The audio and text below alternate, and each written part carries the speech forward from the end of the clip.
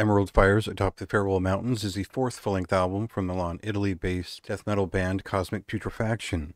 And we could qualify that general death metal sphere with technical death metal in terms of guitar performances and arrangements. We've got some progressive metal in the broader scope of things, especially on this record, where we find some influences from some of his past progressive metal acts and direct references to those as well. And I think that there is a level of brutality here that is worth mentioning that ties in with a different era of technical death metal, which was a little bit less about showmanship and more about severity and technique showing around the edges. So getting to know this band, you sort of see an escalation of both composition and directive. The first record from this band was produced from essentially pieces of an old project, a death metal band that had fallen through, and so the main fellow behind the thing, Gabriele Gramaglia, put it together in a way to focus his efforts on death metal, and I think it was just kind of a thing that was finishing a thought. I don't know if he had grand designs for the project or anything, but they put a lot of care into it, and people responded duly in terms of just really enjoying it. When I reviewed that first record, I was like, man, this guy is on to something. This is pretty unique. This is kind of the sound that people want right now with like Blood Incantation and Tomb Mold and that kind of thing. But it hadn't quite fully fleshed out. And so he took over pretty much all the responsibilities of the recording on the next couple of records. And of course, improved in leaps and bounds on each one, developing a distinct sound, I would say, around the time that the 2022 record Crepuscular Dirge for the Blessed Ones came out.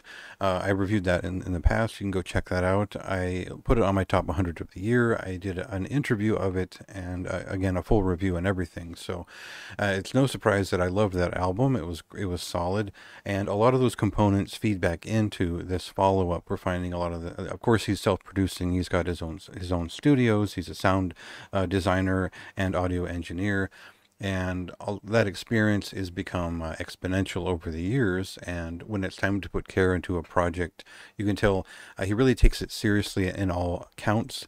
But when it comes to his own directive in Cosmic Putrefaction, this is certainly a priority. Now, we saw a very high standard reached with Vertebra Atlantis last year. And the big thing with that record was that it felt like it was not only more collaborative, but that the artist, his way of composing had obviously been a dominant force in that record, and we got a little bit more of the intent that we felt in Cosmic Putrefaction feeding into that record. The lessons learned are essentially additive at this point. So essentially what that means is that this is probably the best recording that he's put together for date, not only in terms of these personalized sound design for this band, which again builds upon the last one, but the performances and a lot of putting a lot more into the entire record shows through here. And before I go too far with that description, we'll cut right to the clip here and get a sense for just the intensity of this record, the heaviness of it, and the brutality that it carries almost throughout the entire thing.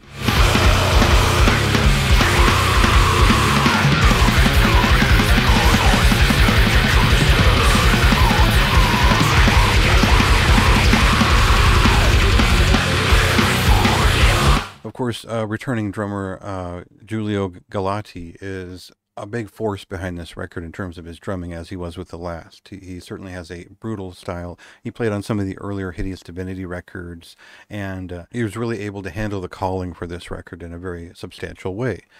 But otherwise, we're still getting what a lot of bands promised early on in terms of like Blood Incantation and other bands like that, where we think of bands like Anata, Mithras.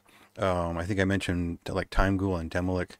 A lot of those bands that came up in the early 2010s with that intent have moved on from it. You know, it didn't sell as well as the more approachable stuff they've made since. Gramaglia has gone further with it instead and infused a lot of some of his black metal influences, more synthesizer, a little bit more Morbid Angel here and there. There's certainly a love for later era Emperor when they move towards the Prometheus era in this record. And of course, things like Gorguts and Demolik still factor in a strong way. And what that means is that these are very technical, knotted songs that are certainly introspective, brutally heavy, and progressive in the way that they move, and their composition is extremely advanced in terms of a lot of what we hear on this type of record anymore, where we feel like, I often feel like there's a template set for this type of music, which is granted reasonably obsessed with Gorguts and Obscura. And I think what's refreshing about this band is that there's many other interests feeding into the way that he composes riffs, and so we're not getting the template of Obscura with a new sound and a new skin, but we're getting some of that influence built around a lot of other interests. When I'm mentioning immolation and limbonic art in reference to one song, I feel like we're at an advanced level of composition here when you know the depth of both of those bands, and I feel like finding a complementary way to work that together into a science fiction theme on a record that really does barrel through everything that it does. It's something special that happens on this record that is, I think, more unique than a lot of the records that were released on the same week that were also received quite a bit of hype. No sense comparing that, though. I think what we find here is that the successes of Vertebra Atlantis almost felt like a jumping off point to add more to what was kind of the logical extension of a Crepuscular Dirge before it.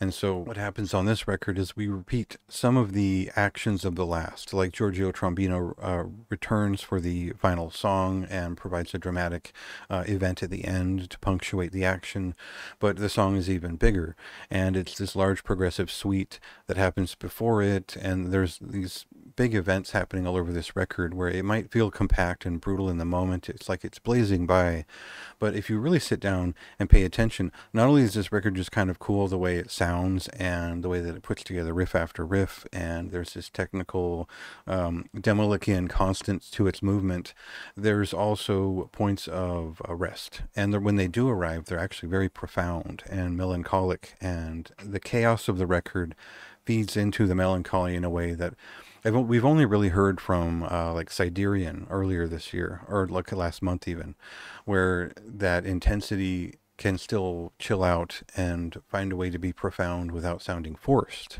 And I think that's kind of the sort of magic of this record, is that it takes that trip and it tells that story. It does have a theme and a narrative to convey, but as abstract as all of that is, its accumulation reads very well.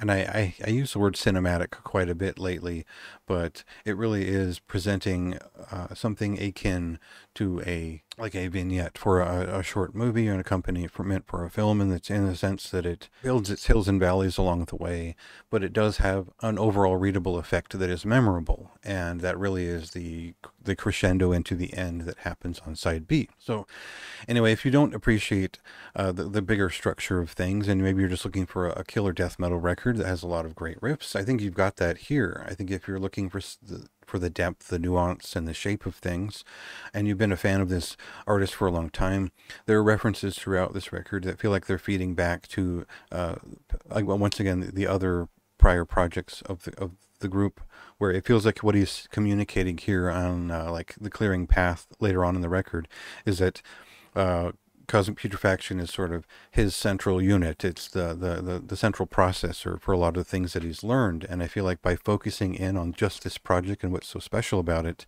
it's become exponentially better with each release. I think that it does matter how this record volleys off the past, what's been learned and what's been added, and I think like every little gripe or issue that I had with the previous record is more or less remedied here. So we do get what I would consider a highest possible recommendation out of this record, not only for my taste, but I think this is an exceptional album that is above average for among anything else released in this year.